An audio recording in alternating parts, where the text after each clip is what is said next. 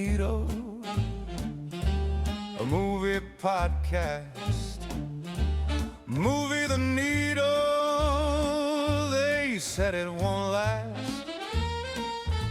Movie the Needle, a movie podcast. Movie the Needle, give it a blast. Two idiots talking alone in our shed. We dissect a film as things come to a head. We kick things off and unveil the Yale. Then it's a simple 5-point scale. Only one of us likes it, the other not so. We bicker and joke, no gag too low. Discussion begins, Si tells Carl he's wrong. Carl plays a game and Si sings a song. We do a recasting, discuss who would work. Would he or she, we say with a smirk. In spite of it all, Carl still thinks he's right. The truth of the matter is we both talk shite. Movie the Needle, it's time for the show. Let's not pretend you've somewhere better to go. This is Movie the Needle. My name's Simon and I'm in our shed with my good friend Carl, where we'll be explaining our opposing viewpoints and seeing whether we can movie the needle for one another. This week we're kicking off our month of Nolan with his 2017 World War II epic. Overlapping, intercutting and converging timelines ensue. It's Dunkirk.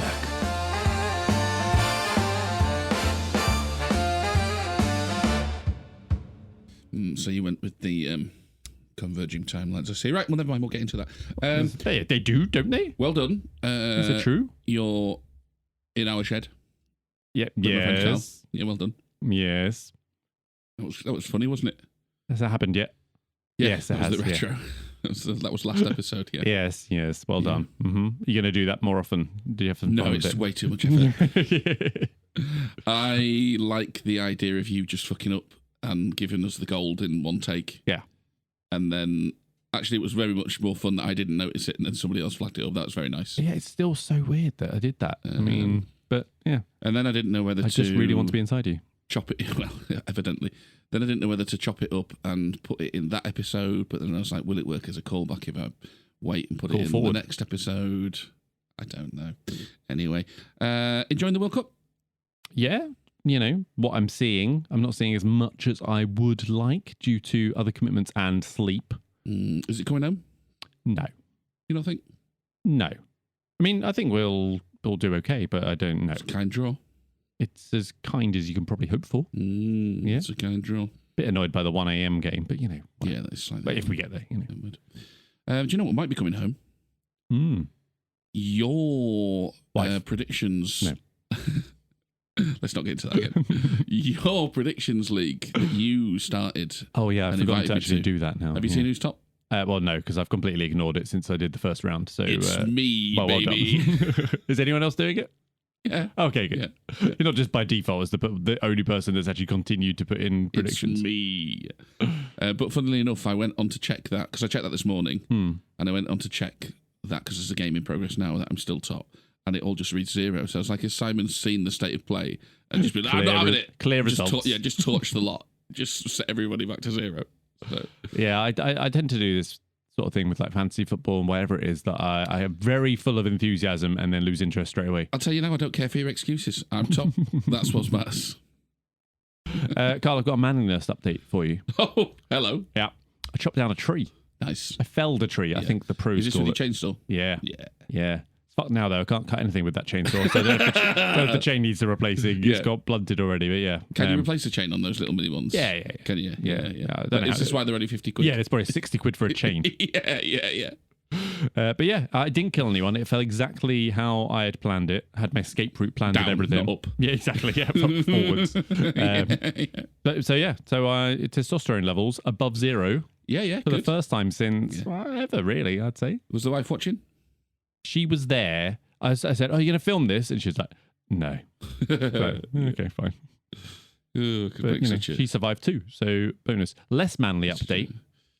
I've now got blisters on my hands from doing a rare bit of manual labour. You got soft hands, boy. So knock down the garage, lots of shifting of rubble, concrete stuff. Lots of chopping of said tree when it came down. And yeah, now some blisters on the hands. Yeah, the old hands betraying you, giving you away. Yeah. Did enjoy it though. It was quite nice doing manual labour for a change. Felt all manly. Yeah.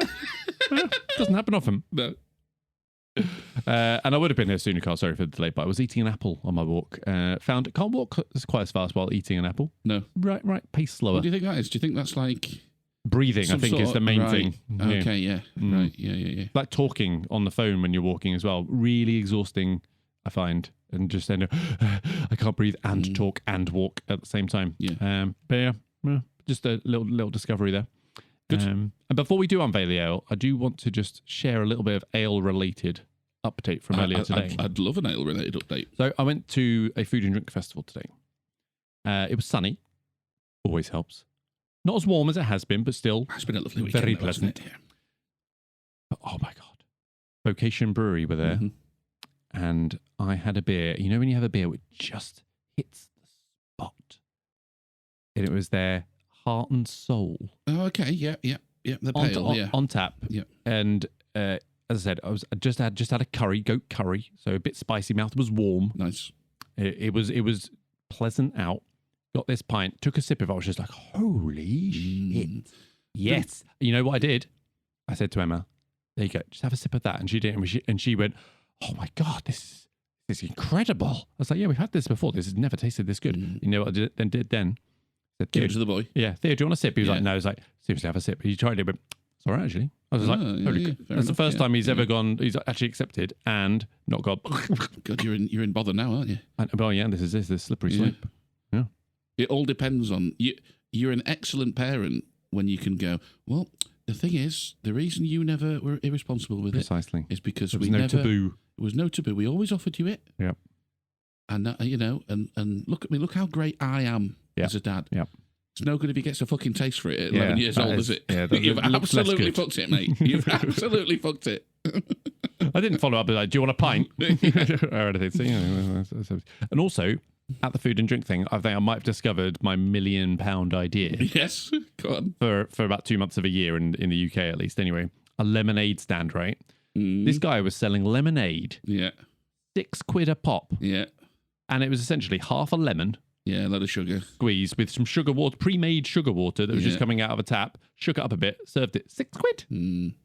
I mean, the markup on that is incredible. I mean, granted, not great at winter things. It's the Instagram generation, mate. Yeah. They don't know what they're doing. Yeah, I mean, to be fair, nice lemonade. It was decent. Was it £6 decent? No, of course not. But if people will pay it, I'll charge them for it. I can't believe you paid it, to be honest with you. And I was quite thirsty. And so I was going to not drink, and then the whole curry thing happened, and sunshine and music, and there was a bar. I'm only human. Well, listen, related to drinks, on the retro, we did top 10 blind ranking who I'd like to share a pint with. Yes. Turns out not many people. Yes. Which, on Of reflection... that selection. And also, yeah. On reflection, quite accurate. Yeah. Let's be fair. Usually just your 3 friends, right? That's right, yeah. Those, only the real ones know that means 2. Yeah. Yeah, so I mentioned Tom Hanks invented a drink. Shit, yeah. I mused that I thought it was white wine and Diet Coke. It's actually Worse. champagne and Diet Coke, which he calls Diet Cocaine. So it's not enough that he's invented this drink. He's then going around, hey, it's called Diet Cocaine. Do you know why it's called Diet Cocaine? Let me say, yeah, okay, Tom. Yeah, I mean, no, still. Yeah. Hard pass. Not a real drinker, mate. What's the, I want to know what the proportions of the mix are, because, I mean, there's no good mix of those 2 drinks. Well, but... do you know what I bet? I bet he hates it. I bet he just doesn't like to drink. He's like, how can I fit in here? Oh, I'll be quirky. This will be funny.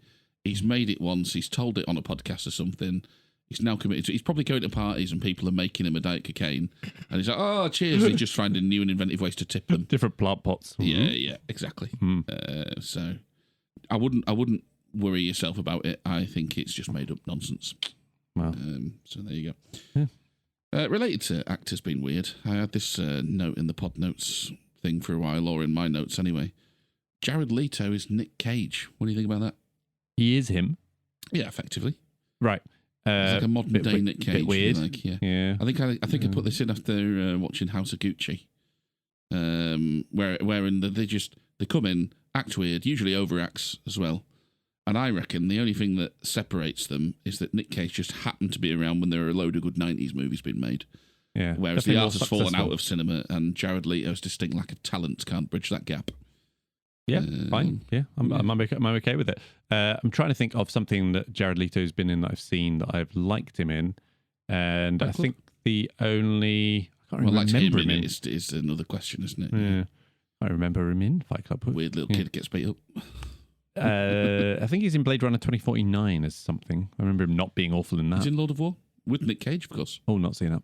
Yeah, I like that film. Have I? Don't think I've seen it. So yeah, I'll accept it. Yeah, there you go. Until I find reason to disagree with you. You seen Nic Cage's voice in that like cowboy thing he did? Yes, I told you about this. Did you tell me about it? Yeah. Did I tell you about it? I told someone about it. Maybe it wasn't you. It's incredible. You think it's like a joke. Have you heard the interview about it? Yeah, like where he's sincerely going, "Oh, I was channeling these great blues singers or whatever." Yeah, and he also did say, "And I really just need to take that for the money," as well in that same interview. Yeah, he did say. So he wanted to basically make it interesting for himself.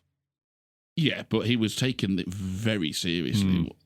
His sort of his character choice, shall we say? Well, what I heard was he basically said like, "Oh, I kind of like the director. I wanted to do this other film, so I needed to do this film. So and I'd always liked this blues singer, so I thought I'd do his voice."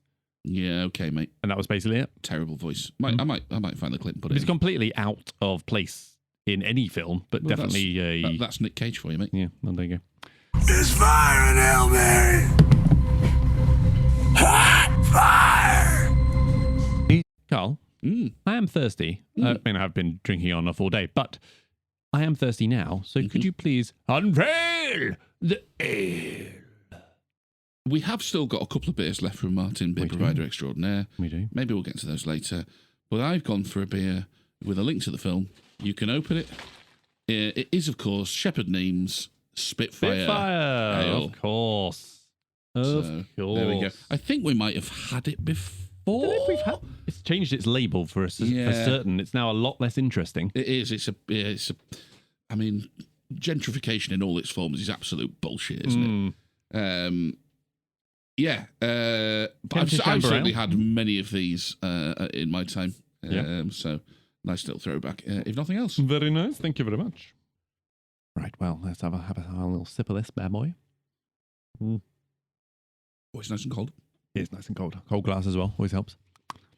Yeah. I'll do nice. Sorry.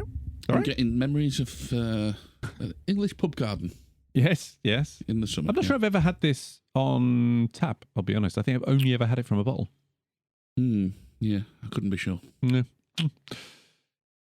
All right, well, let's introduce today's film, which is, of course, Dunkirk. But before we share what each of us thinks about it, a quick reminder of our rating. Simple 5-point scale. We either really like it, we like it, we're ambivalent, we don't like it, or we really don't like it. So, Carl, I've got a feeling I already know where you are on the scale, but please reveal to the listener. I really like it. It's a really like from me. Okay, it is what I suspected. My memory was correct. I am ambivalent. Ambivalent on the scale. And the reason why I am ambivalent, Carl, is I think this is a very well-made film. And I've rated it quite highly as a result. Spoiler for the retro. But this is where our simple 5-point scale earns its wages, doesn't it? You can have a very good film. You can have a very well-made film that you just don't connect with, right? So I'm playing the hits a little bit here, but to me, this is the epitome of the very good film, which I don't connect with, doesn't make me feel enough to push it into the like. And I'll be honest, I'm not very hopeful of being able to move your needle on this one. But I am interested to know what this does for you, how it does it for you, and why it ranks so highly. Yeah, I mean, you've got no chance of moving me down today. You know, there's no softness in my position at all. So there's just nothing for you to go. I can see, ladies and gentlemen, I can see it. Look, it's a very important film to me, this one. Probably the first film, or certainly the one that had the biggest impact, where at the ripe old age of 32 years old, I realised, films can be about more than what's happening on screen, can't they? So if you think I talk rubbish now, Imagine how bad it was before that. Yeah. Yeah. Then again, maybe it's got worse and kind of been more pretentious. I don't know. You decide. Yeah. Listen, Nolan, as he does with so many of his films, you're talking about playing the hits. Here we go, baby. It's not about structure or the mechanics. It's not even about the spectacle. That's all just window dressing, that surface level stuff. Nolan's films are emotional stories, often about identity, obsession, sacrifice. Don't get me wrong, there are degrees of this stuff. So Tenet, which we will talk about later in the month, is his most set-piece driven movie, and I still think the best way into that is a spy thriller, but underneath there is still some nice stuff about fatalism, free will, duty. On the other end of the scale, you've got a rather more obviously emotional piece with Interstellar, where no amount of time and space fuckery can obscure a story that's obviously about love, sacrifice, survival. But fundamentally, I think all of Nolan's films are experiences to be felt first and foremost, and in Dunkirk's case, it's about survival, how brutally arbitrary and unfair that is. Also, what he does to other people. I also think, by the way, Nolan is great at making you feel what his characters in his films feel, whether it be playing the audience like a Mark in The Prestige, whether it's the confusion of Tenet. Again, we're going to talk about that in a month. Here it's relentless tension and sort of exhaustion. Now, of course, you've already said, whereas I felt it, you didn't. So I think in time-honoured fashion, I might just resort to attacking your character and ask, what's wrong with you? And we'll see where that gets us. Is there something going on at home? Maybe. Yeah, I don't know. We'll see. All right, let's kick things off with the production, Carl. But before we go into Dunkirk, this is the start of our Christopher Nolan month, lining up with his newest release, upcoming, The Odyssey. I do want to check in with you. How are you feeling about it? Are you looking forward to The Odyssey? What are we thinking? Mixed, I think. Mm-hmm. I'm always a little wary of overhyping, and every director has got a pup in them. I would say Nolan hasn't had his yet, so who knows? There's a sword and sandals thing as well, which I'm not against by any stretch. I certainly enjoy a couple of those. So maybe this will reinvigorate that genre, or maybe we'll realise why sword and sandals epics aren't that popular. Yeah, I don't know. Yeah, pretty mixed. So we'll see. Yeah, I mean, I kind of have faith that it's going not to be going to well made, right? Yeah, exactly. That's what I mean. Like, it's not going to be a spectacle. bad film as such. I might not enjoy it, as I've kind of already revealed about Tenet in our 4th episode. And I'm going to be saying about this one, there are a couple of his catalogue which I don't get on with as much, but with all of them, you can kind of recognise the craft and the skill going into it, even if it doesn't necessarily connect. We should get into that in the retro bit. We should do, because he's not got a huge catalogue, so we could probably do a ranking of his whole catalogue, couldn't we? I'm sure we can. I think we should. That, yeah. I think we should. How important do you think Christopher Nolan is to modern cinema generally, though, him being a little bit of a franchise himself? Well, I think pretty massive, because he's become an event and a draw in the way that movie stars used to be.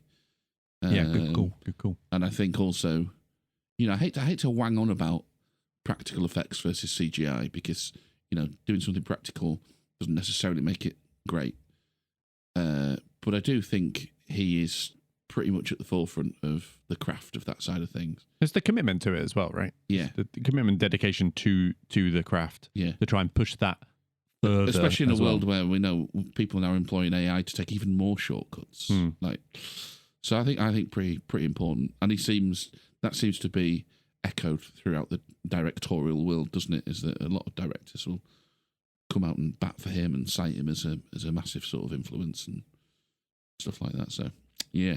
All right. To the film at hand, Dunkirk, where would you like to kick off with production? Anything you want to really kick things off with? Yeah. So straight away in this film for me, the very opening scenes, the soundtrack, it's so eerie. You've got a shepherd tone. Do you know what a shepherd tone is? I do not.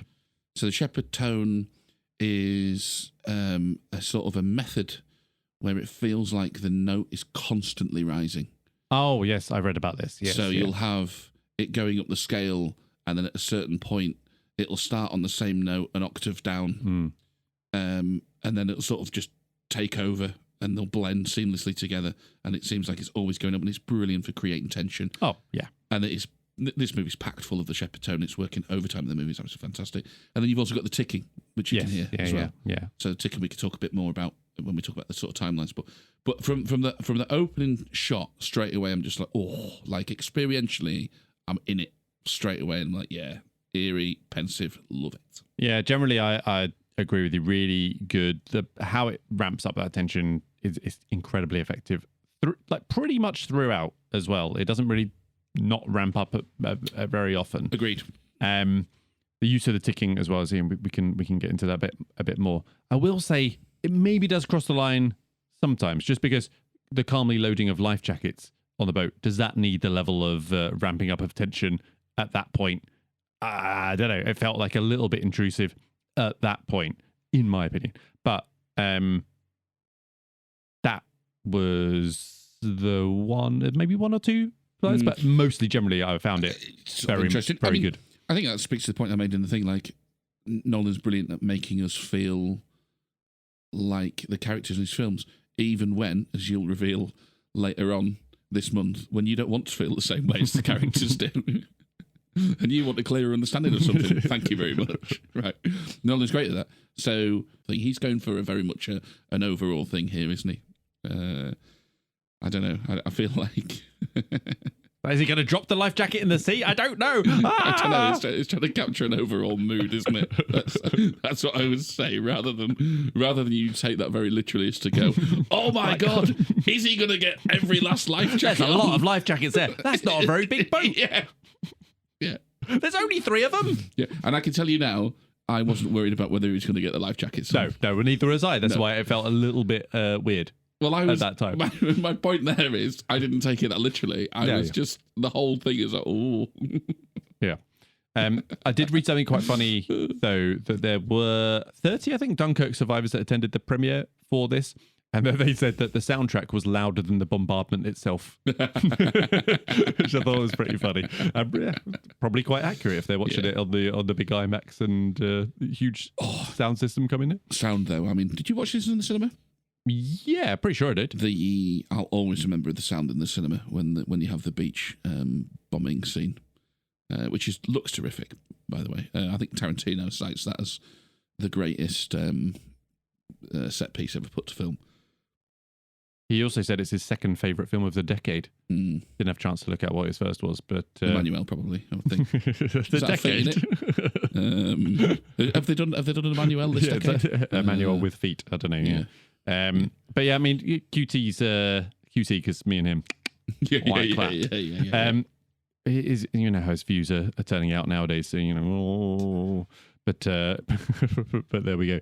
I mean, we shouldn't be surprised. He's always been a weird fucker. Yeah. I mean, he's never been particularly. It's like now he's finally letting his mouth run a little bit. People are going, "Well, this guy's weird," and it's like, "Well, yes."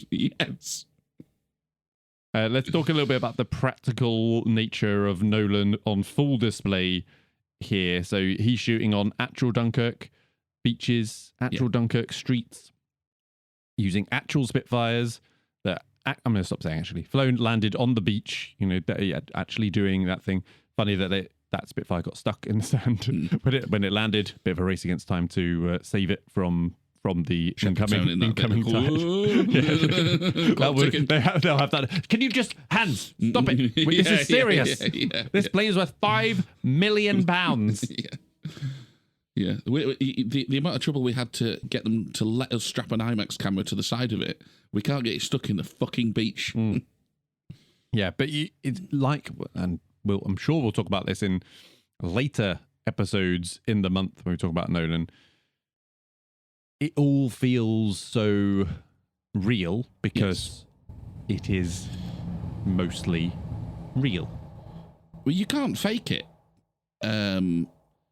This is a hallmark of older films, right? If you watch an older war film, let's say, I mean, they were making war films like during the war, but let's say 60s and 70s, there are a lot of war films being made in the 60s particularly, right? They had access to so much more machinery because obviously it was either still in service or it was still all available and what have you. Whereas these days, that's becoming less and less and less. So you see it less and less. before we even get into the CGI sort of thing. So that's always something that jumps out to me about old films. You go, oh, they don't have to CGI anything, they don't have to fake anything, because they still have got the bloody equipment lying around. They've still got the tanks, the planes, the ships, whatever they be. So when you do get hold of them in a modern day production, it just leaps out. You're like, oh yeah, this is like I can touch this it. isn't CG. It feels tactile, doesn't it? When you're watching it. So yeah, absolutely fantastic. I think they searched a long time to find appropriate ships that they could still use that were of the time, quite hard to do. But I think they still managed to find a couple of real ships to do. There's one in Scarborough Harbour. Scarborough Harbour. That's a fun little two-word thing to say. Yeah, fun little two-word thing to say. What would you say there? I don't know what the thing is. Not a sentence. No, I don't know what the thing is. I just like how literally you described it there. Very, very pleasing. Scarborough Harbour. That's not right. No, Scarborough. That's actually quite hard to say. Yeah, easy for you to say. Scarborough Harbour. There we go. It's great. It's been converted to a bar. So it's still seaworthy. It's on the outer harbour bit, not on the not just off the street. You have to walk onto the pier and around. Yeah, had a beer in Scarborough Harbour the other month. Yeah, last month. Very in Scarborough Harbour. Scarborough Harbour. Scarborough Harbour.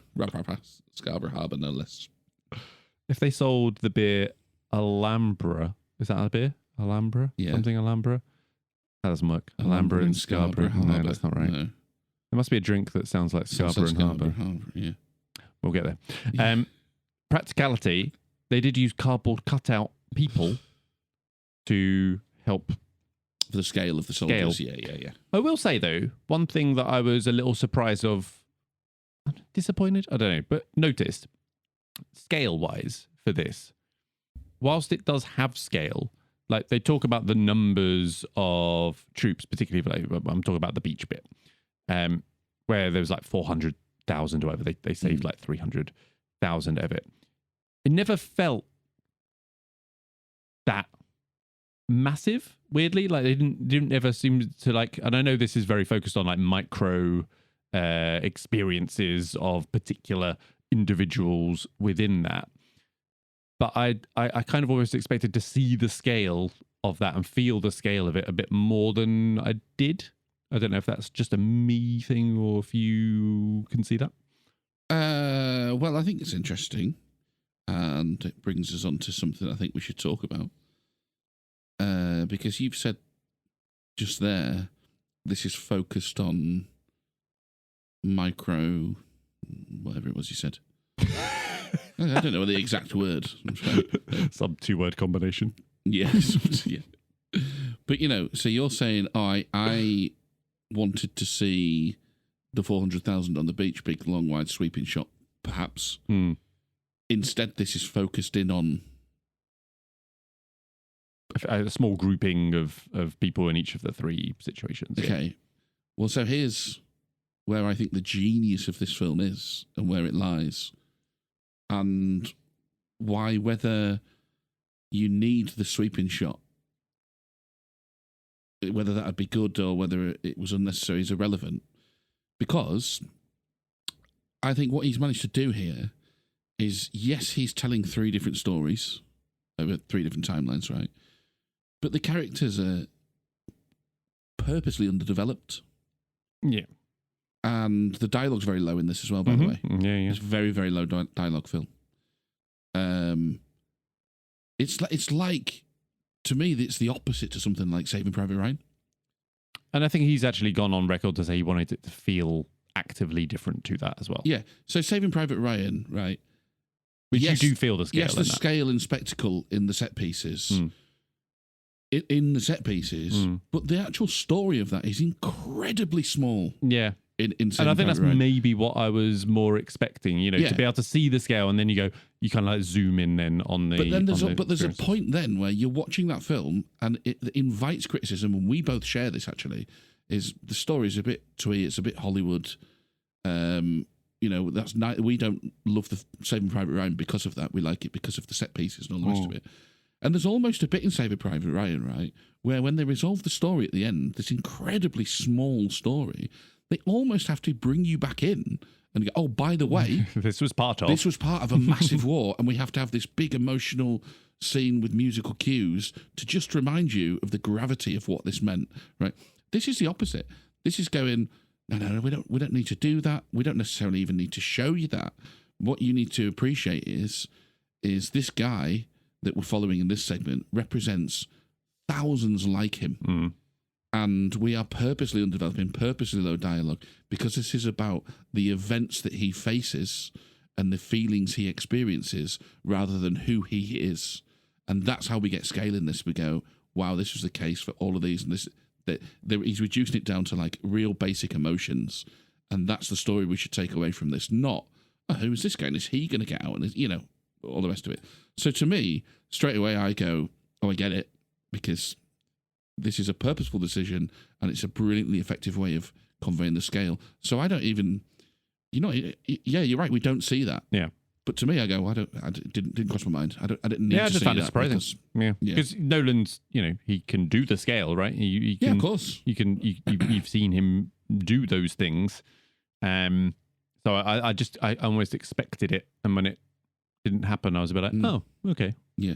And as you say, it's intentional. It's clearly intentional, like the lack of dialogue and even interaction between characters and yeah. So he's also said that, like he said, we don't see the enemy. There's one slight caveat to that, but we don't see the enemy. They're like blurred or in the background, basically. Yeah, as well, yeah. We don't see the enemy. We don't see. He was very particular about. I don't want to see generals in war rooms talking about something. Mm-hmm. We don't hear Churchill speaking. We don't hear his speech. It's the soldiers themselves that read them up. Fun fact, nobody's heard that speech because they didn't record speeches in the House of Commons then. So some people have heard it. No, it's done. Well, okay, fair enough. Yeah, you're quite right. You're quite right. That's not pedantic. That's just been accurate. Very few people have heard that speech. Yeah. Most of us have heard a voice actor doing a recording that was then broadcast on the radiator. Radiator. That would be the radio. So yeah, we don't hear that. We don't hear that. He's like distanced us from all of that.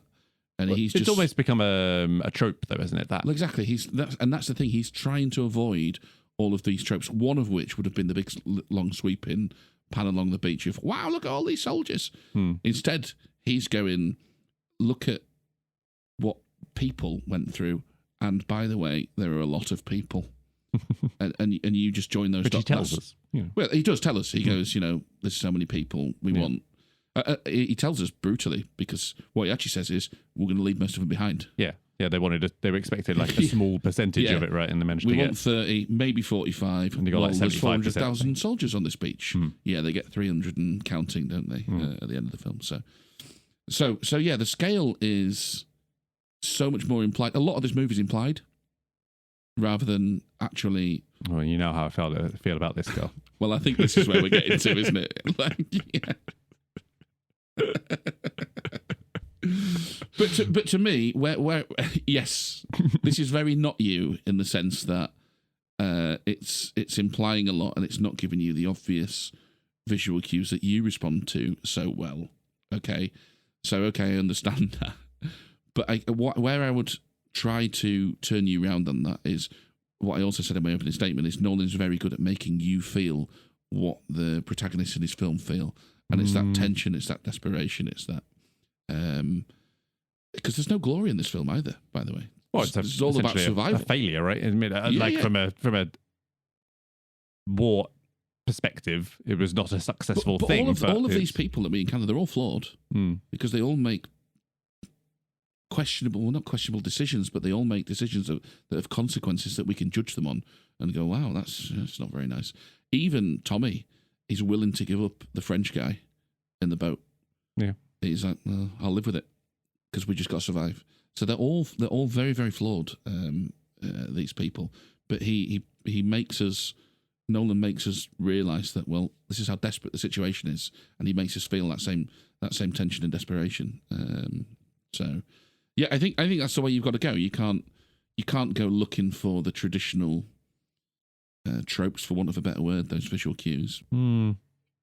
Yeah, that's interesting. I think maybe talk about that a bit more in plot in terms of the feeling, what the characters are feeling thing, and the connection, emotional connection, I guess, to that, and why you felt that, and maybe I didn't. because I think that maybe comes down to something different than is necessarily production-wise. I think, not to repeat exactly the same point, but you will anyway. Yeah. But it's not, you're not supposed to necessarily have a connection with them. The point is, Nolan has made you feel a certain way. Yeah. That's what I mean. But yeah. It's your feelings, like you're feeling the tension. Yeah, but you said you're feeling the same as what the character is feeling, right? But if you're not feeling that, but not. So I hope that guy survives. Yeah, I get it. Because again, he's purposely underdeveloped. He is just a conduit. He's a representative. He's a more primal feeling, as in less of a empathetic connection, but more of a like it's not about Tommy. It's about I'm feeling just as tense as those guys are on the beach, and that's what you're supposed to be feeling. So to then go, well, do I want him to survive? Is sort of missing the point. It's wow, this is brutal, isn't it? This is an experience. This is what do you think about the non-linear thing then? We're getting into timey-wiminess here. Yeah, so it's not the point, but I'm just talking about like as a sort of choice. Yeah. So we obviously have the triple timeline, the 1 week, 1 day, 1 hour. Yes. Yeah. It's neat, right? Neat, clever concept, technically well executed as well in how they all so we should say the clock ticking. Yep. Clock ticking changes pace depending on which timeline we're in. Which very clever. You feel the different paces in the you don't necessarily notice it. Stories. You feel it. Yeah. But what do you think and this is a genuine question. What do you think that the 3 timelines do in that, beyond it being neat, clever, so the reason, whatever, what do you think it achieves? Yeah, so I think there is a goal. So the reason I ask you is because I know that Tenet frustrates you. And I did read some stuff on this where people are going, well, this is a confusing plot in Dunkirk. Yeah, I wasn't confused by this one. No. Now, regardless of whether you could make the case to say, oh, well, this is neater and more executed than Tenet, to me, I would repeat the same stuff I always do with this. You don't need to understand precisely where we are in any one given timeline. All you need to understand is that they're overlapping. And you go, oh, okay, now we're in this one. I see. Yeah. And I understand that we saw some of this earlier from another perspective. Yeah, and it's definitely more obviously laid out. And that's sort of why I asked. Like, is it just this bothered you less because you found it easy to understand? Yeah, I think so. Or were you more in tune with the idea? Well, it doesn't really matter. I get that there's an overlap and that's enough.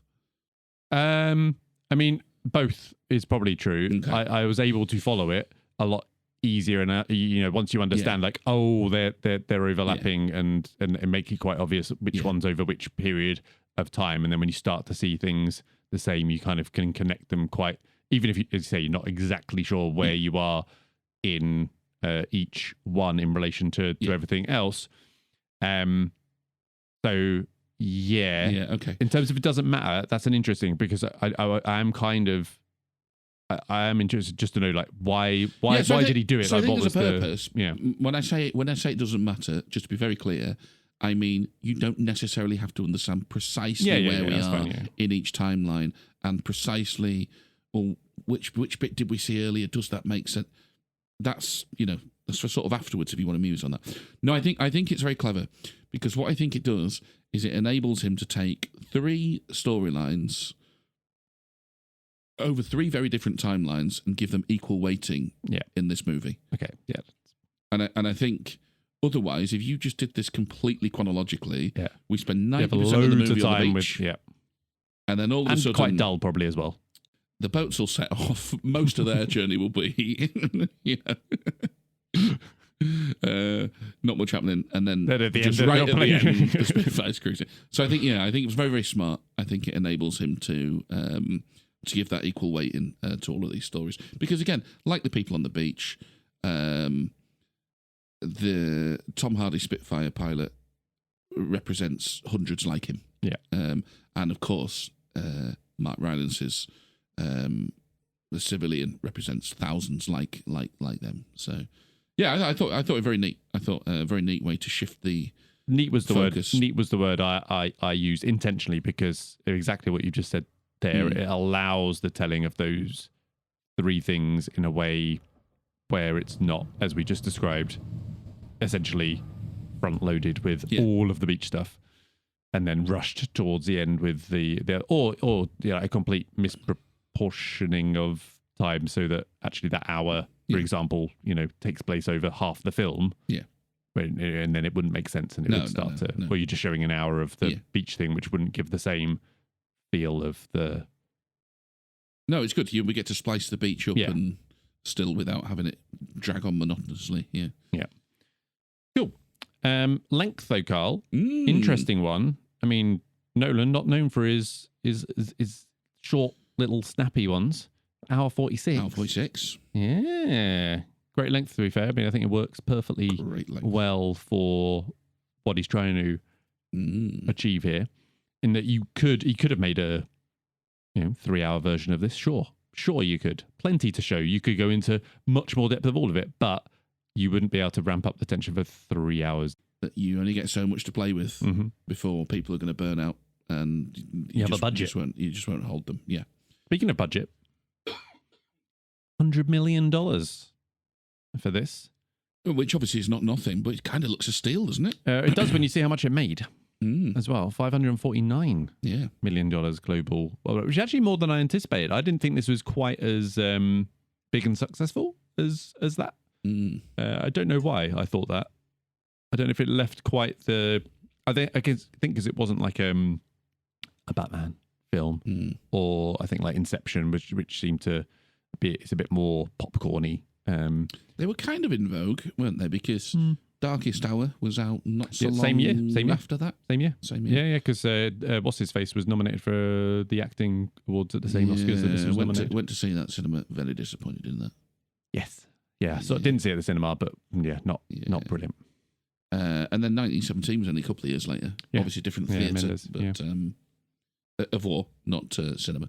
Yes. Anything else on production, Carl? Just a general note on casting. I know we're going to discuss the cast. Yes. But for the soldiers in particular... Oh, the unknown. Young, look like little boys. And Harry Styles. Fantastic casting. Yeah, well, he still looks like a little boy. No, yeah, he looks like but not unknown.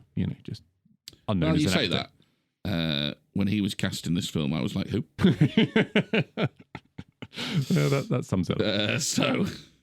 You want to play a game? I'd love to play a game. Give me some non-linear time, and my confusion will surely grow. Carl loves him some non-linear time. Watching will make him surely grow. Life's too short, make no mistake. Twisty-turny time makes me hesitate. A basic bitch I may be.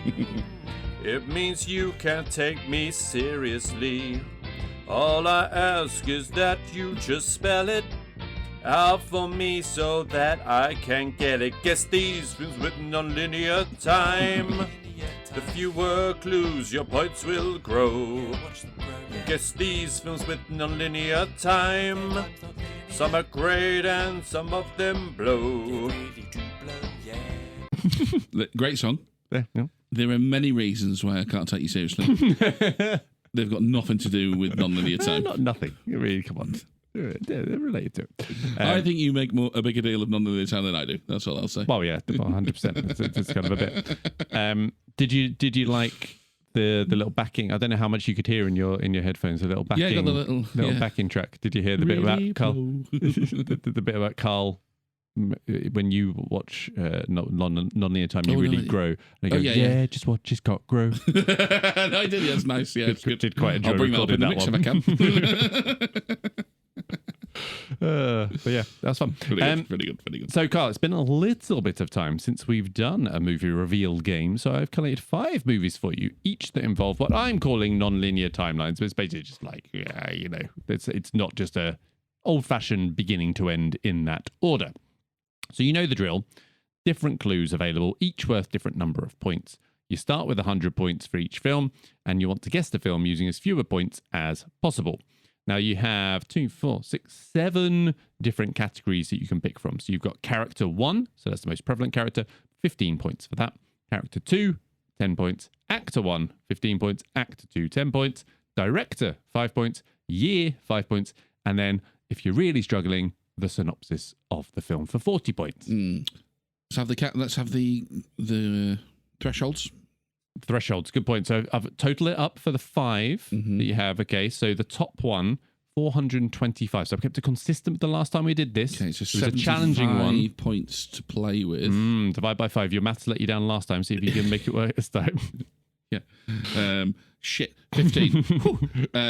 So I can have for that. I could have actor 1. I could have character 1. Yeah, you can have director and actor year. 2 and director. You could. I could have character 2 and a director or a year. Or right. Okay. I see where you've got combinations there. 15 points a film. Okay. Is to get the top one. Yes. Yeah. Yeah. Okay.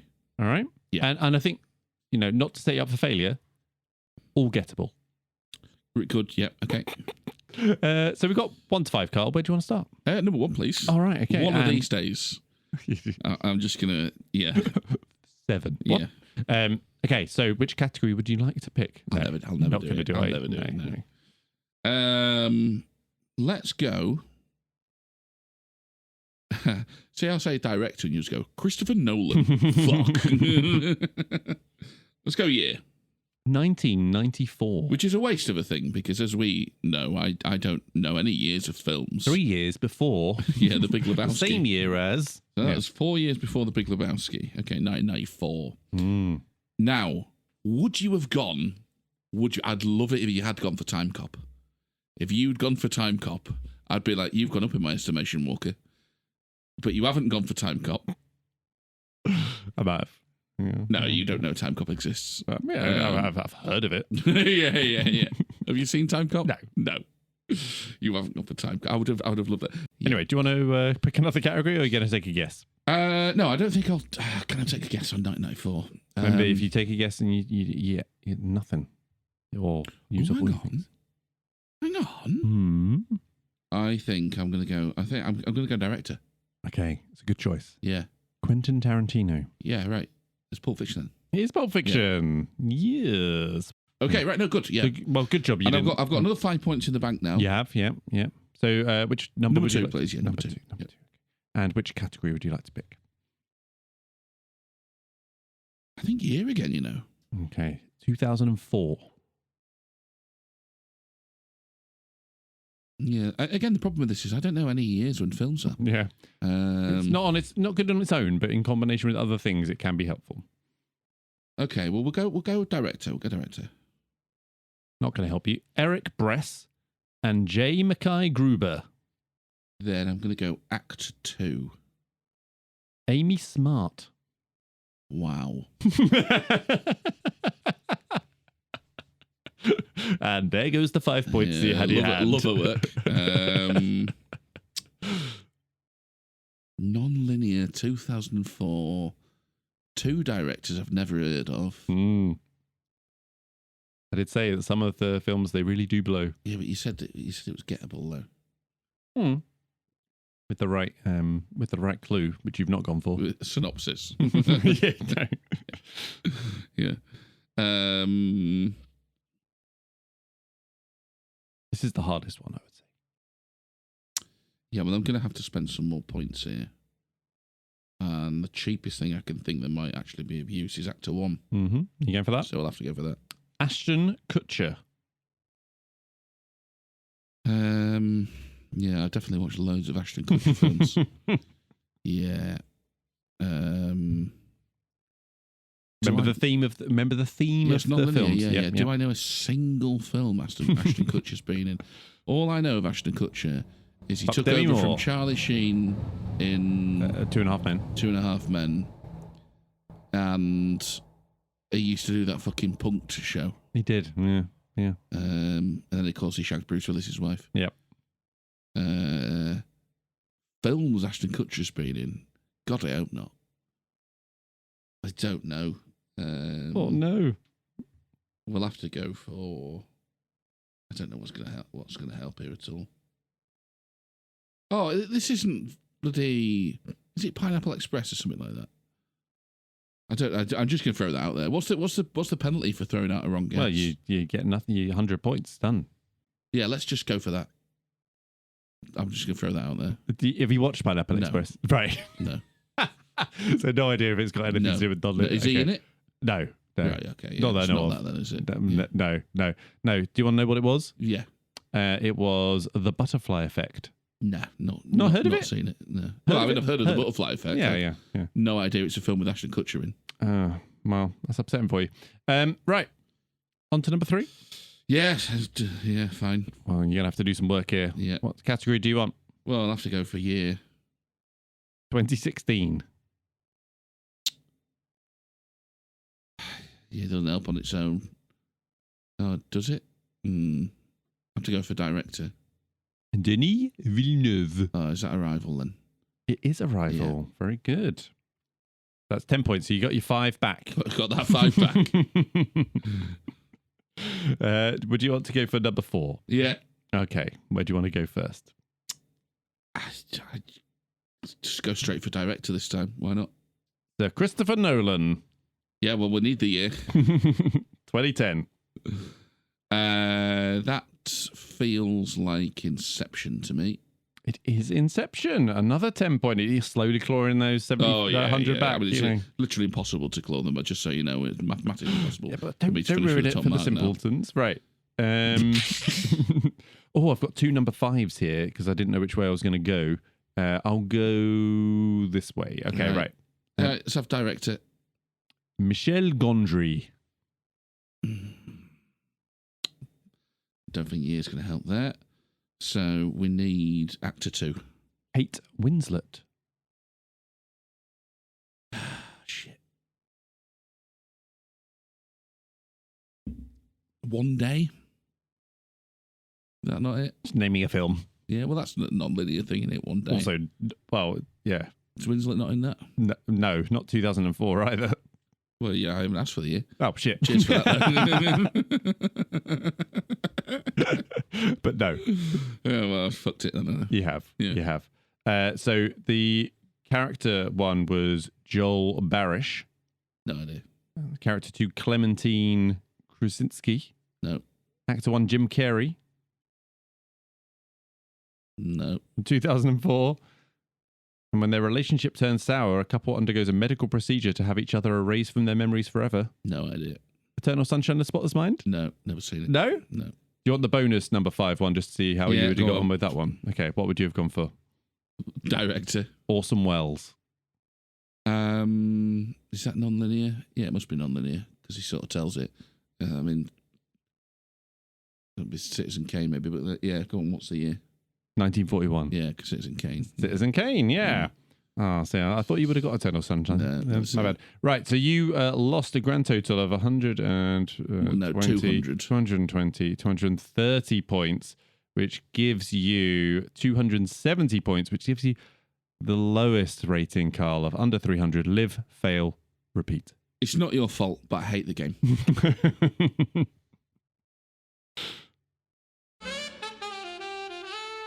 Okay, after that triumph, let's move on to the plot. Speaking about it. I do want to recap on something because in your... How's your FIFA game going, eh? Who's winning that? I'm above that now. I've moved on. I don't concern myself with such small things. Yeah. So you talked about, when I asked you about the importance of Nolan, you actually made here reference to him being almost like a movie star now, how he's treated in that way. And I thought it was interesting, and this might be more common for his films since this is as well, but his salary for this was very much movie star level money and beyond, right? So he negotiated a $20 million salary, like a base salary for it, which is up there with like big actor stars in their heyday, plus 20% of the gross. 20% of the gross. I don't know what's normal, but that seems large. Yeah, so he would have earned like over 100 million for this one film, which just seems crazy. Now, how much? But he's been killing it with the Batman franchise. Yeah, exactly. So he's essentially at this point built himself as that brand, right? Yeah. So I don't know even as well that some of that 100 million budget he's producing and actually giving over some of that. So I don't know. Yeah. That's how many times did you see Dunkirk in a cinema? Once. Oh, I was going to say we could work out how much you gave Christopher Nolan personally. This is only the 3rd time I've seen it. Really? Yeah. I thought you saw it loads at the time. I remember. No. I'm sure I remember you talking about, well, maybe not back then. Would I have known you back then? What year was this? Yeah, I would have. Yeah. I thought I remember you saying that you've been to like cinema multiple times to see it and you'd seen it. No. Saw it once at the cinema. I saw it once because a friend of the pod, Johnny, put it on at his house. This is only the third time. So you've only given him like £2. Yeah. What's the film? Unless you bought the most Blu-ray, of in which case you probably got a bit of that as well, hasn't he? I went to the cinema to see Oppenheimer twice, if that helps. I don't know what his arrangement was for that. I imagine it's something similar, though. Yeah. Why would you go back once you've already got that? I mean, you're not going down, are you, on your future movies where they've been successful as well? Well, that was after Tenet, though. So fair point. It might have been like, do you know what? I'll just go back to a flat salary if that's all right with you. Yeah, fair. Yeah, what is 20% of fuck all? Yeah. But yeah, anyway, I thought that was an interesting thing that he was paid similar to what a movie star would have negotiated. Plot though, Carl. I love how this film opens up, right? What does it open up with? Wiping his arse on some propaganda. Guy needing a shit, right? Yeah. Which I feel is a really good, what's the word? Like metaphor for the pressing need to survive. Yeah. And something you don't see very often on film. You don't? No. And he must be good to see. desperate for a shit by the end of it. He went When did he on go? the dunes when he saw the French guy taking the thing. No, he couldn't get it. He couldn't get going. How do you know? Because there was... Pulled his trousers down. Yeah, pulled his squatted, trousers down. And then... Looked right, and he was like, oh, bollocks. It's ready to come Do you out think right he's just there. gone, It's straight out? Yeah. Yeah, I reckon so. Yeah, fair Didn't even enough. cover it, though. Animal. That's what I mean. That's why I don't think he went then, I think. Yeah, and he was there for a week. Oof. Yeah, exactly. Yeah. He's backed up. Yeah. I mean, all of them would have been quite backed up in a week on the I think beach. he just soiled himself. That's what I think. I mean, he's been in the sea quite a lot. Oh, yeah. At that point, isn't he? Like, washed off. probably, No problem. Yeah. So actually, probably okay. Yeah. Yeah. Probably glad for it. Probably quite welcoming of the old sinking of the boat that he was on.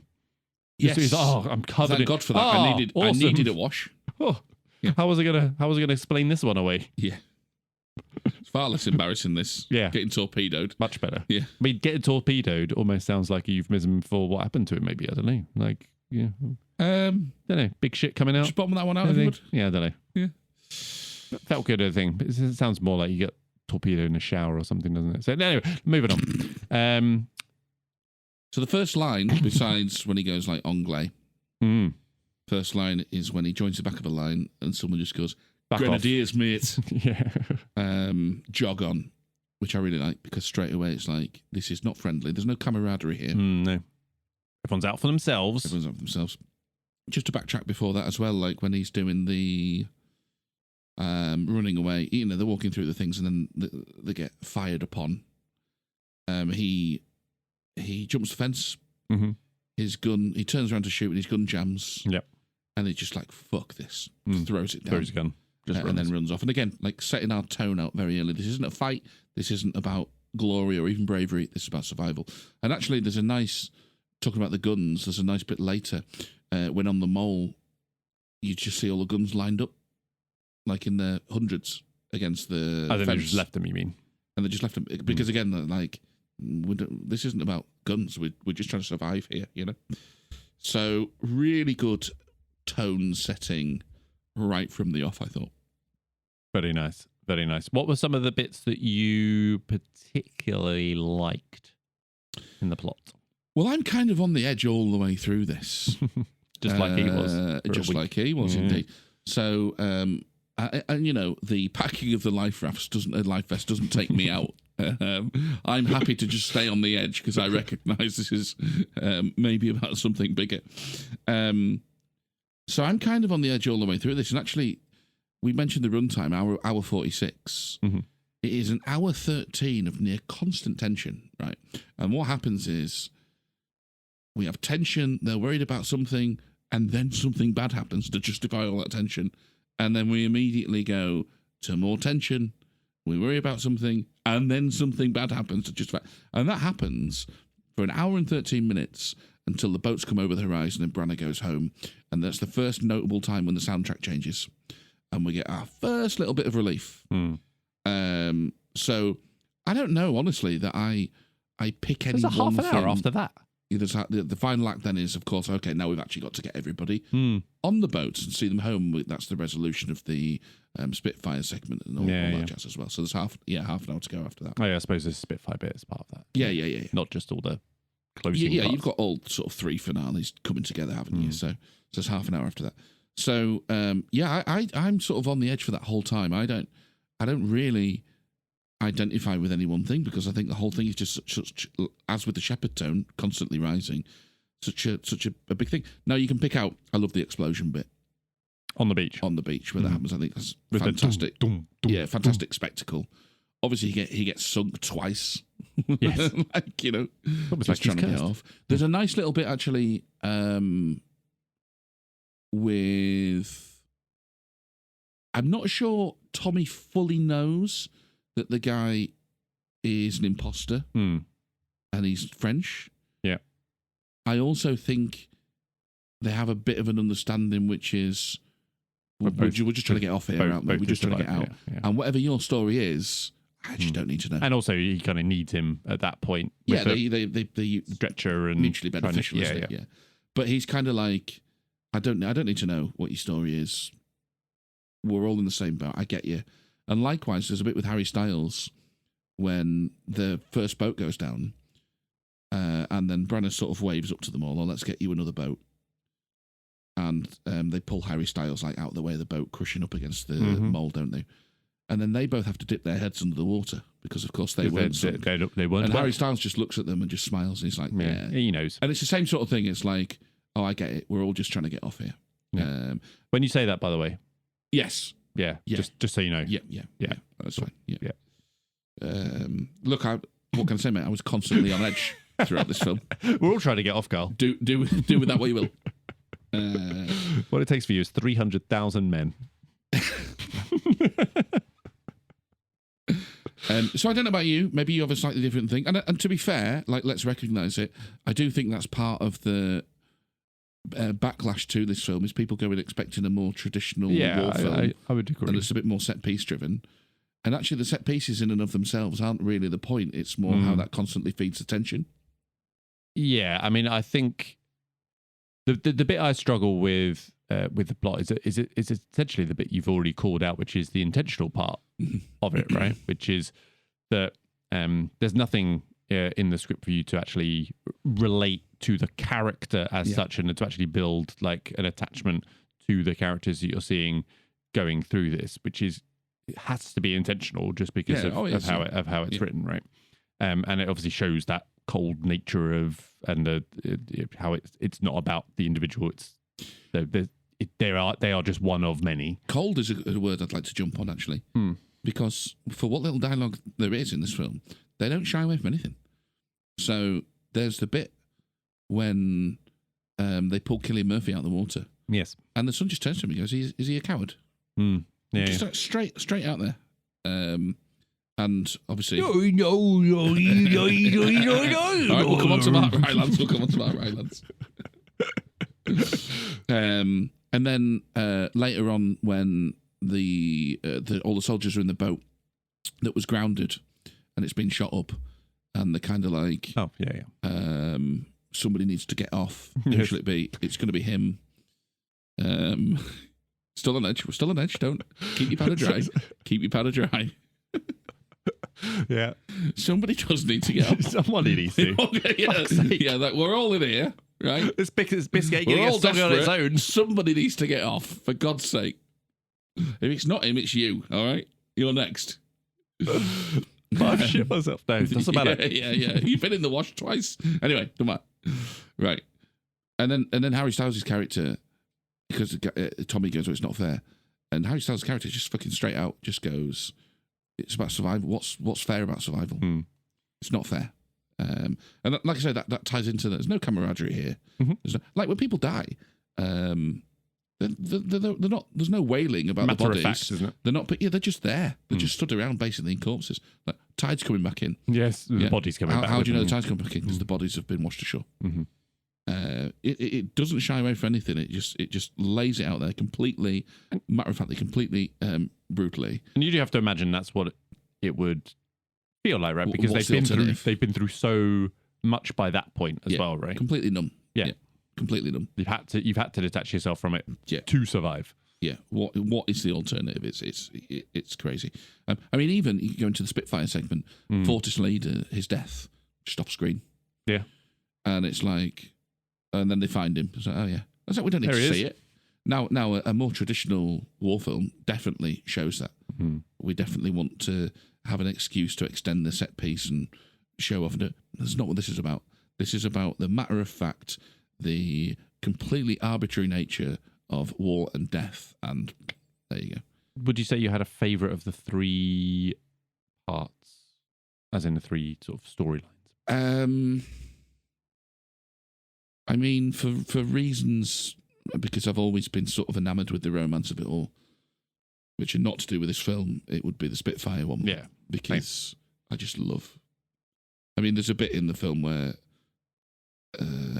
you hear the engines and they've captured it so well.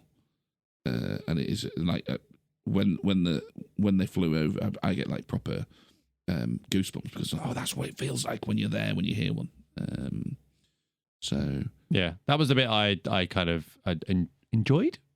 Yeah, but that's not really to do with the film. That's my sort of like Well, I don't have the same kind of romantic connection, I guess, to Spitfires and stuff. I still found that the most sort of most engaging of the 3. But then the moments that affect me the most in this film, and there's two very specific ones. One is Mark Rylance on the boat where Collins is in the water and his son's going like... Right, which one's Collins? Collins is the guy they pull out of the Spitfire. Oh, yeah. And... Gotcha. He's like, there was no... What does he say? There was no shoot or something or whatever. Yeah. His son's basically saying you can't help him. Yeah. And Mark Rylance just basically has been very, very stoic to that point. Just sort of breaks down a little bit. It's like, maybe we can help, just maybe. That really gets me. And then the other bit is when they get back to the they get back on the train. Yeah. And at that point, in theory, they've been rescued. They're back on home. They're back on home soil. And it is literally, figuratively, I suppose, literally one of the darkest scenes of the movie. It's all kind of pitch black. And they're walking through, and there's the blind guy, who they don't quite know is blind, but he's giving them papers. And he's going, well done, well done, well done. And they go, well, all we did is survive. And he just goes, that's enough. I'm like, oh. I mean, I'm pretty choked up now, like, talking about it. So it's those two moments are ones that really get me. And again, it's not really about any one arc or story. It's just the whole feeling of it. And it's encapsulated in those two moments. Absolutely love it. Very good, very good.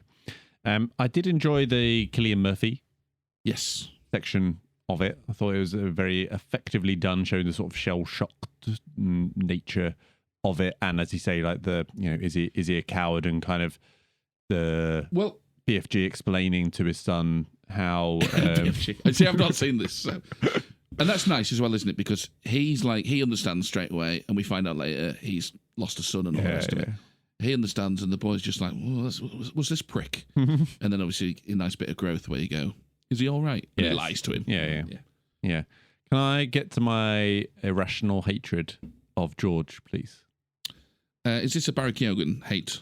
I don't know. I may just hate his face. I don't know. It's hard to tell. But as soon as George comes on screen, there's a guttural hatred that just rises within me. I don't know if it's his stupid knitted sweater thing. Well, I don't know if it's his face. I don't know if it's where he dies like a complete bitch. I don't know.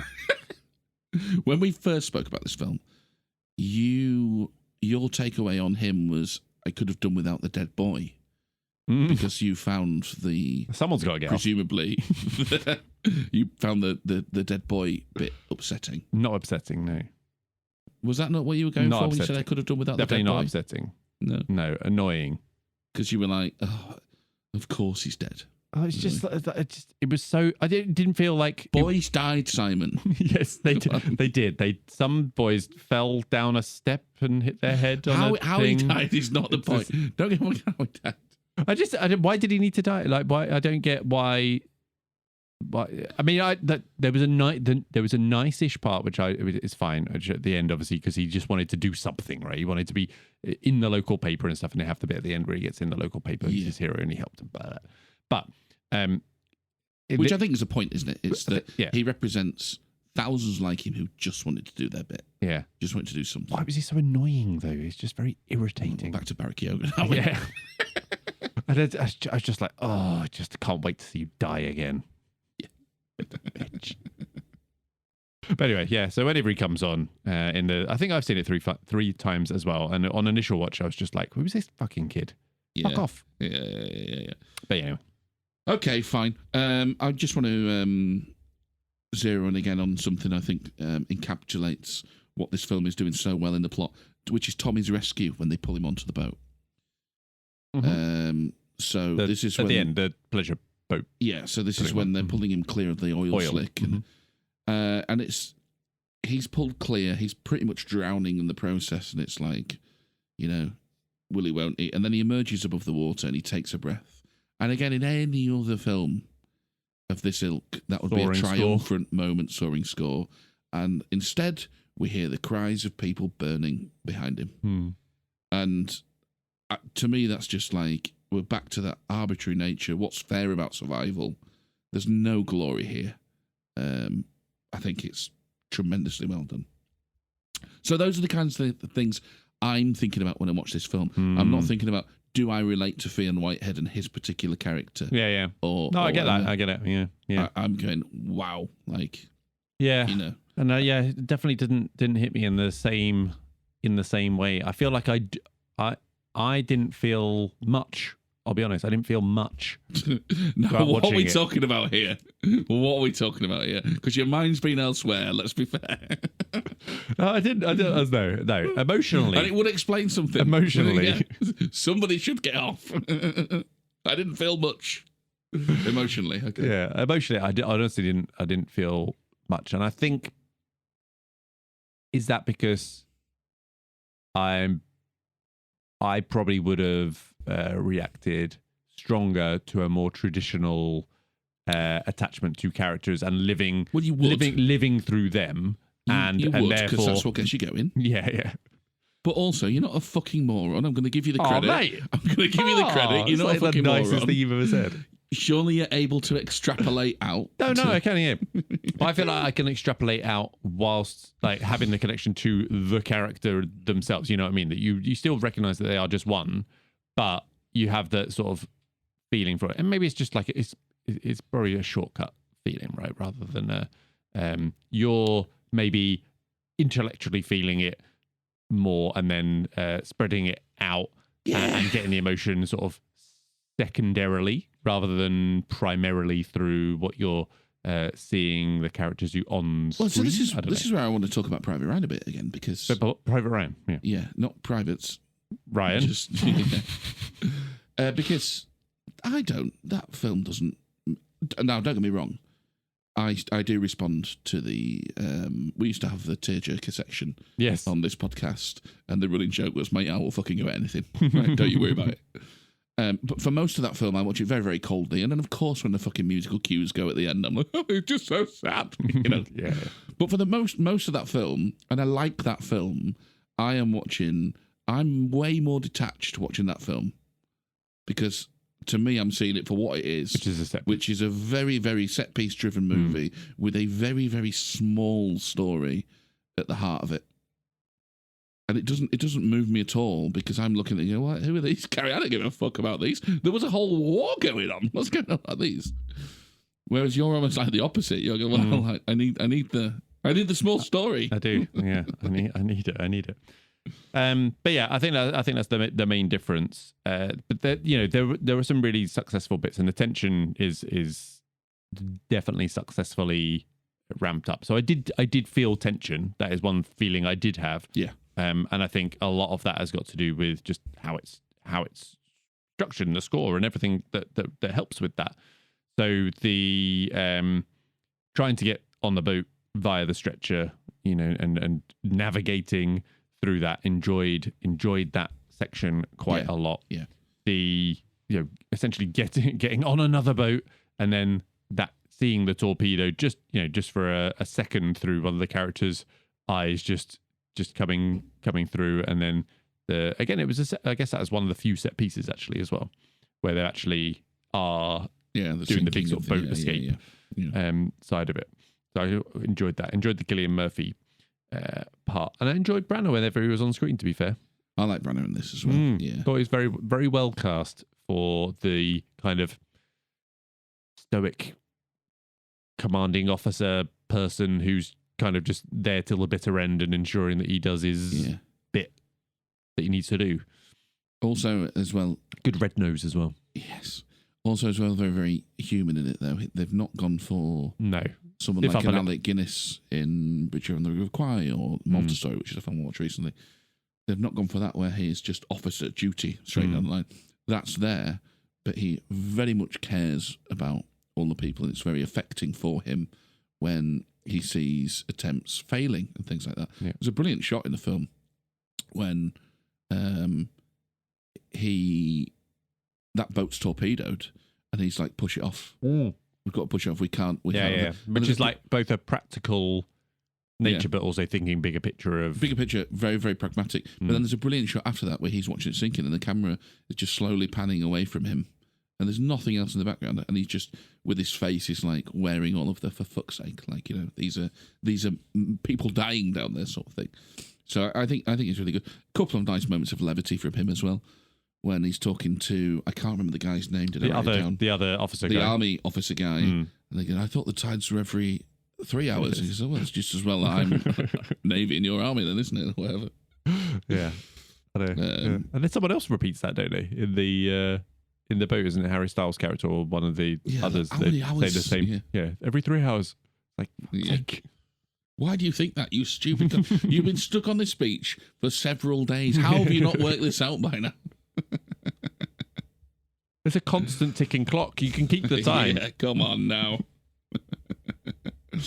Very, very, very cool. There is another little nice moment of levity as well, I thought, with Collins, which is when they pull him from the water, which again is a very tense scene where he's slowly getting flooded and drowning, and he's trying to break his canopy open with the flare gun. And obviously the boat's racing over to try and get to him. Mention it again, the shepherd Tony's doing absolute overtime. It's doing bits, as the kids would say, in that bit. And then they pull him out of the water, and he just goes, he like takes his big breath and then just goes, afternoon. which I quite liked. Well, he's very much the not aristocratic, but like upper class, quite slightly posh. Yeah. As a lot of the RAF. In the RAF, and you can kind of see that he's unflappable. Yeah. Well, it's the same with Hardy. When Hardy gets like shot, and it's like your fuel gauge took a thing. Do you need to turn back? No. Very sure it's just a gauge. I know we're going to talk about recast, by the way. Hardy, by the way, doing bits in this movie, which is an incredible feat when you think we can basically only see his eyes. Yeah. Like, really, really cool. Well, shall we move on to the cast? Let's.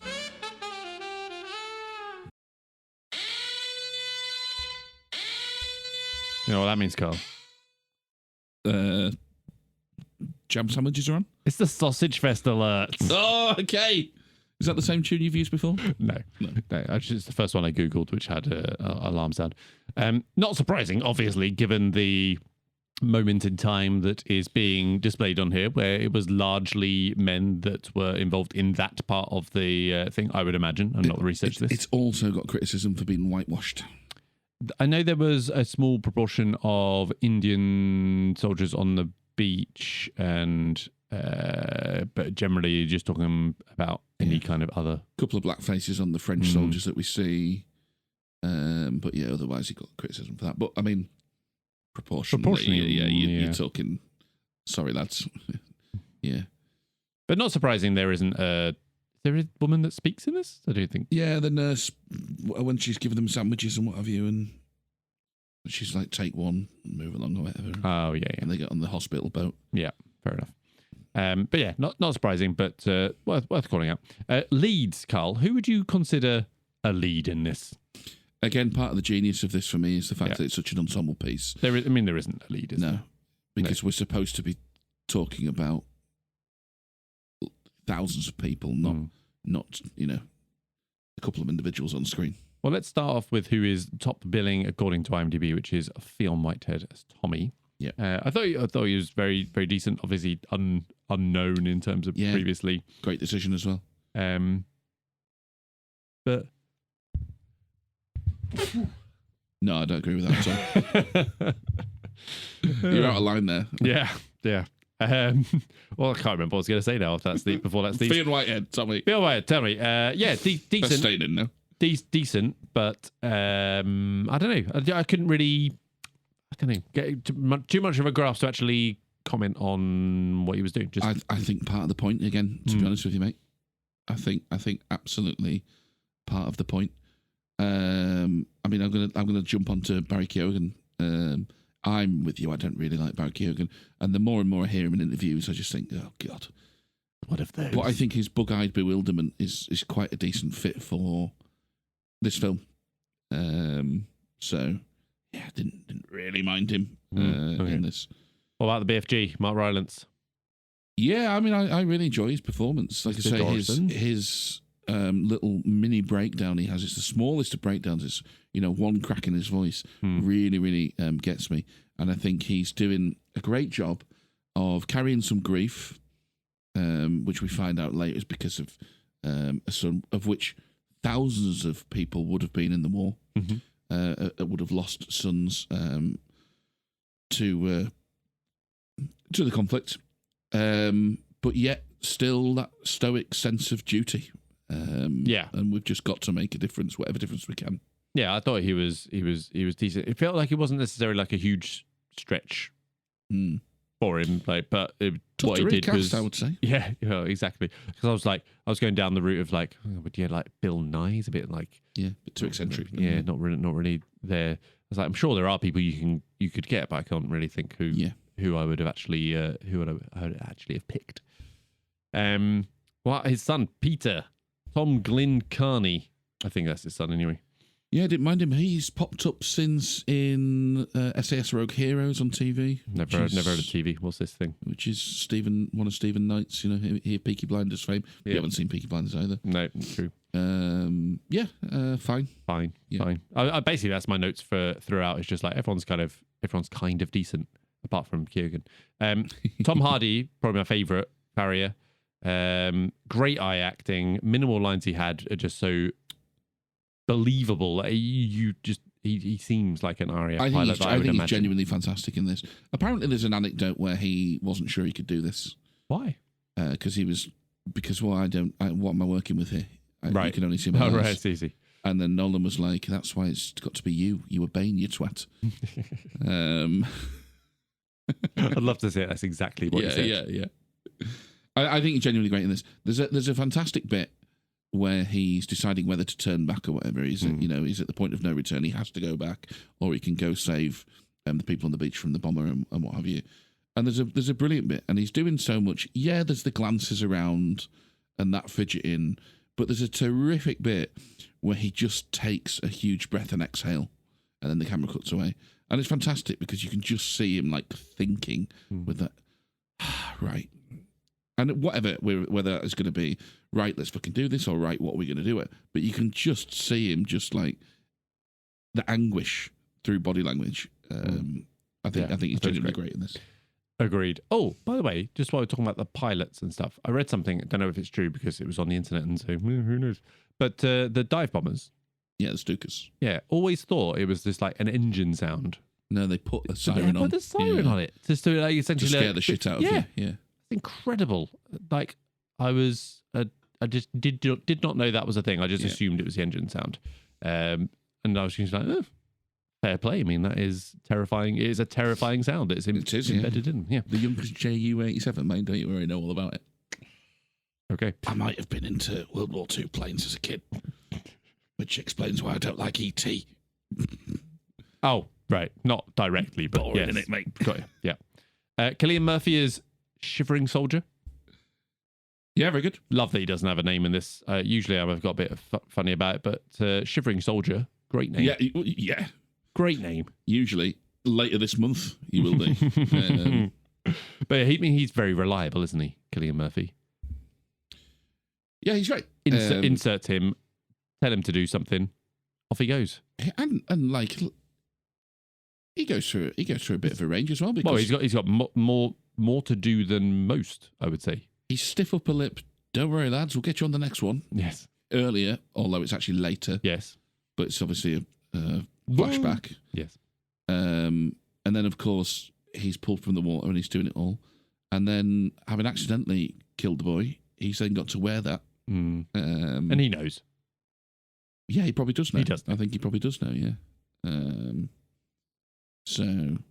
think it's very good. Yeah. Like him. I've got Harry Styles down as Alex, apparently. Yeah, fine. Unable to identify a blind man, as you've already highlighted. Well, he's two in himself at that moment, isn't he? I've heard that about him. yeah. Because he's gone through the fucking hell. We've let everybody down, haven't we? And like, he's remorseful. I know you didn't know who Harry Styles was. Not really. So I just found it an interesting choice in the cast because he's clearly gone for the unknowns for the soldiers intentionally, and then put Harry Styles in there, who is not a known actor. No, but would it have been his first role? No, he must have had other roles. No, I think that was pretty much his first role. I think, but I don't know if I found him more distracting on this watch than originally because I probably wasn't as quite aware of him back then. As he maintains Nolan. I've read he didn't know who he was. He just auditioned, and they picked him out. I mean, if that's the case, then fair enough. Yeah, because otherwise it seems like a strange choice that you'd put any kind of recognizable face in there. Yeah, because that's not the point. Yeah, exactly. Yeah, I'd agree with that. Yeah. Okay. Cool. And then Kenneth Branagh, like him, very good casting. Yeah. I do have a recasting for him. I've got a few. Who have you? And of course, before we get to recasting, Michael Caine. Yeah, nice little nod to the Battle of Britain there. Okay. Yeah, so the Battle of Britain, which is one of these 60s wartime epics, right? We sort of gets lumped in a lot with The Longest Day. Have you seen The Longest Day? No. The Longest Day, big ensemble piece around D-Day. Battle of Britain, sort of slightly less grand, but again, ensemble piece around the Battle of Britain and all the Spitfire and Hurricane fending off Jerry, etc. He's the lead in that film, is Michael Caine. Right. So Michael Caine is Fortis leader in this. Just the voice alone is like a little nod to, and obviously Caine works with Nolan a lot anyway. But it's like a little nod to the Battle of Britain, and that's it. Fair enough. Very recognisable as Caine, though, isn't it? Even with that just very short little voice. And he's got fantastic. You're talking about that sort of slightly upper crust. Yes, yeah. You can imagine being on the wireless. RAF. Yeah, he's got a fantastic voice for that. So. Recasting then. Yeah, so difficult. I felt it is difficult because of everything we've been talking about. Like these are intentionally. I don't want to say flat. I don't think they're flattened. I think the depth is there if you want to do the work. Oh yeah, and if you want to work you're out. Asking a lot. But I think they're intentionally left slight. They're underdeveloped intentionally. Yeah, I say I think it has to be intentional. Yeah, just because there's nothing there for them. So that does make it difficult when you're going to do recasting. But I've got some. Can I start with George? Yeah. So what have you gone for? What inanimate object have you gone for? If he has to exist, yeah. Then give me Will Poulter. I mean, again, yeah. Look, Will Poulter's a decent actor. Way too distracting. George, though. Yeah.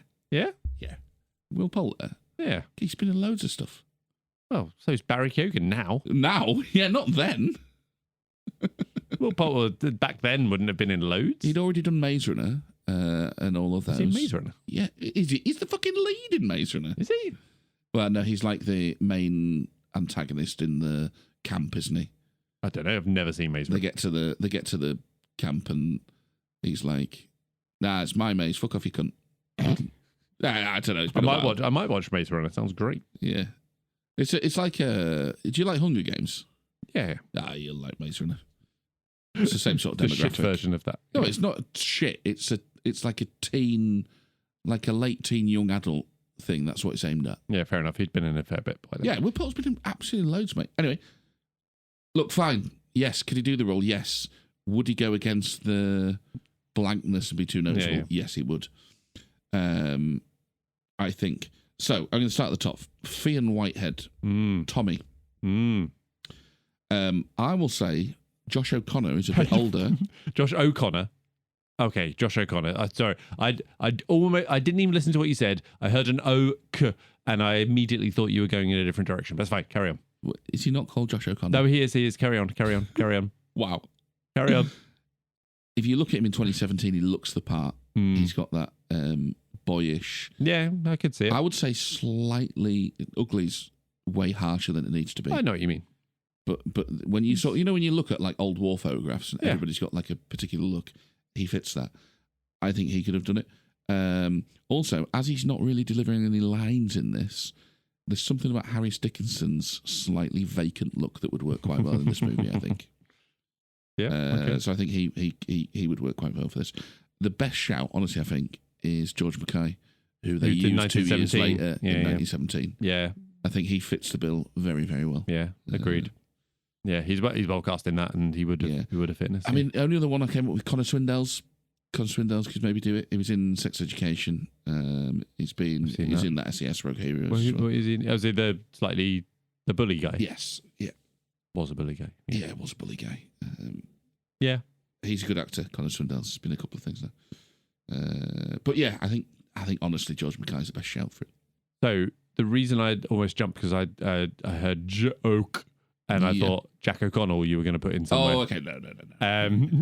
That was why, and that's one you'd like to recast. I do like Jack O'Connell. Yeah, I think he could maybe do something. I'm just not sure what. Harry Styles' character maybe. That's why I'd put Harry Styles if you're going to have a name. Too recognisable, but yeah.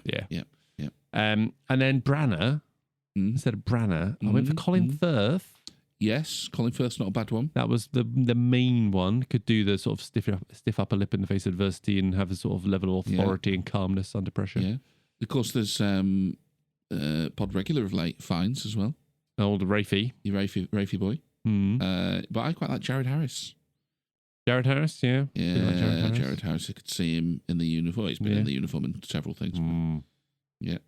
And someone's got to get off. Someone has, mate. Yeah. Any others? No.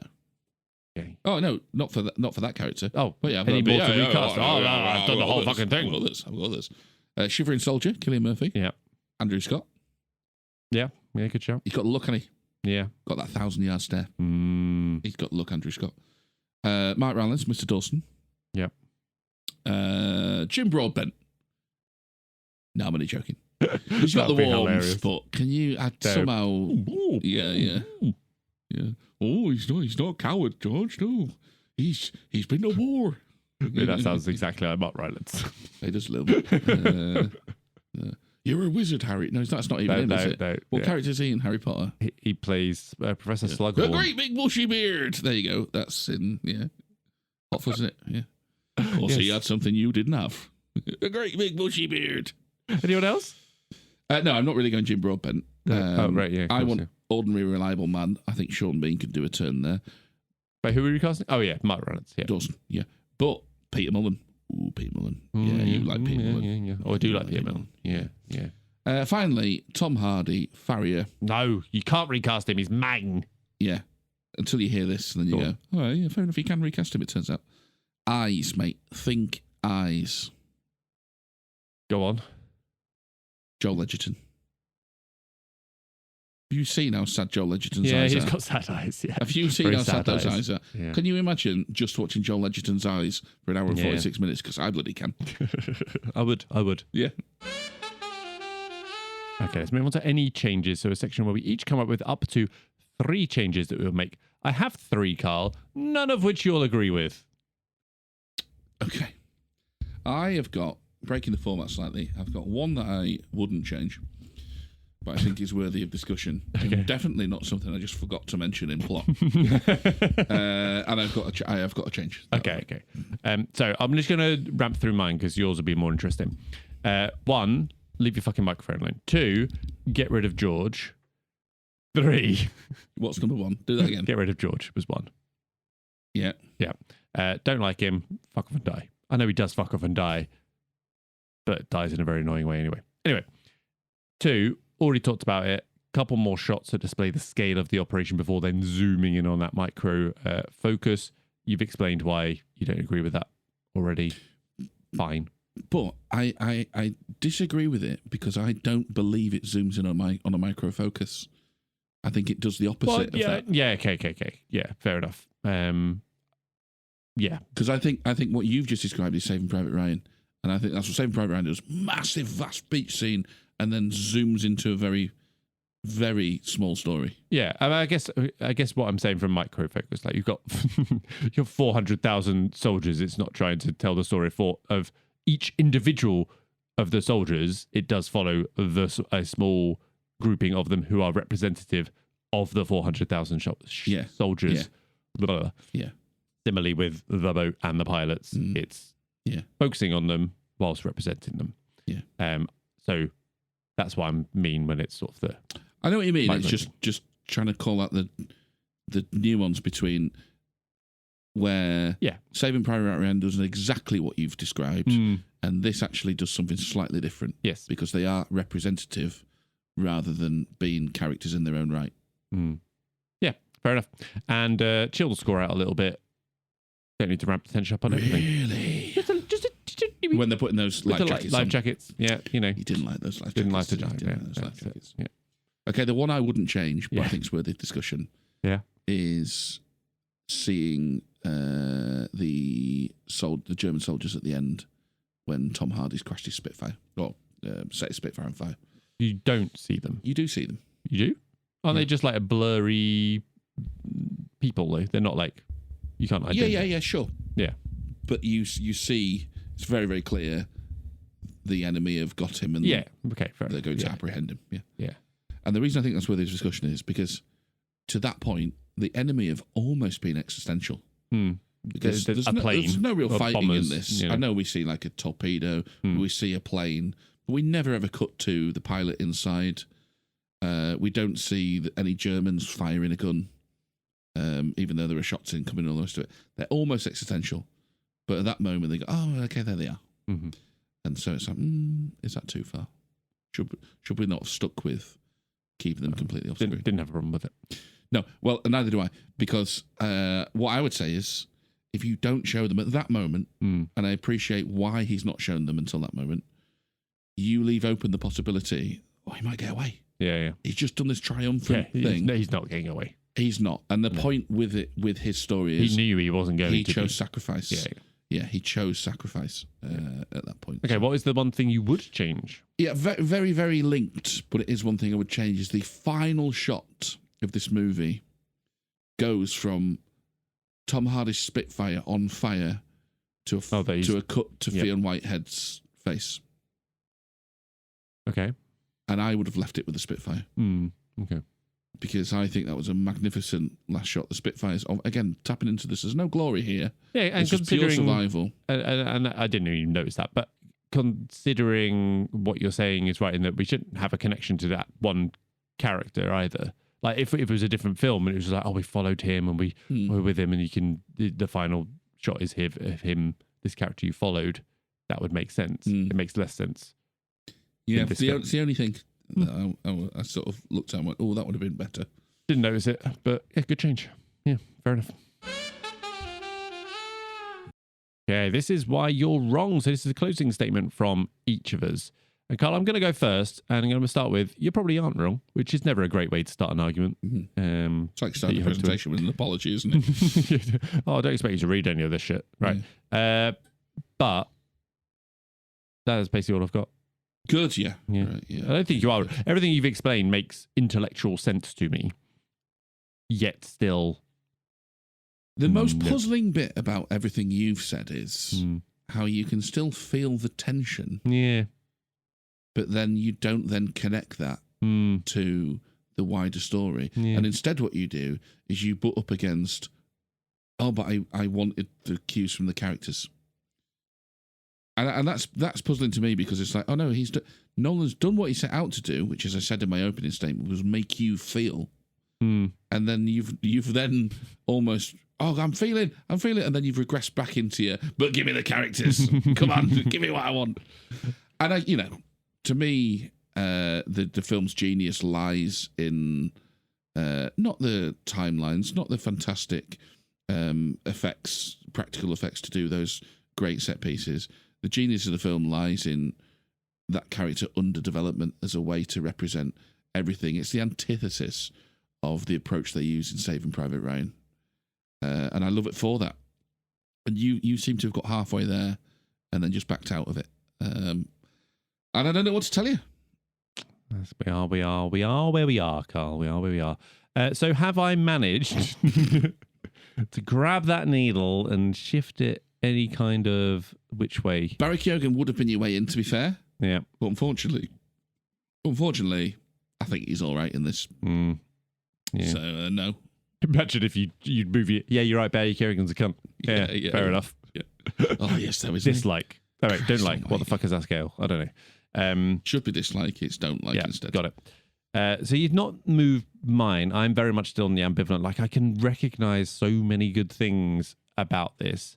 And I went into the rewatch this time really open to going like, oh, I'm really, because I was really not expecting, but hopeful that I would get the hit. I wanted to feel what you're feeling, but I just couldn't. And I wasn't tired. I watched it when I was awake. Like, it was all, all the things were there for it to happen, and it just didn't. So two cans, mate. It's the magic number. Maybe you're right. Yeah, maybe that's it. I was too sober. That's the problem. All right. So no needle moves, Carl. Have you got anything else for us? Nope. All right, well, that's all we've got. So if we move the needle for you this week, or even if we didn't, please do rate us, follow, subscribe, and give us a 5-star review wherever you are listening. It really does bombard the algorithm and get us out there to a larger defeated audience.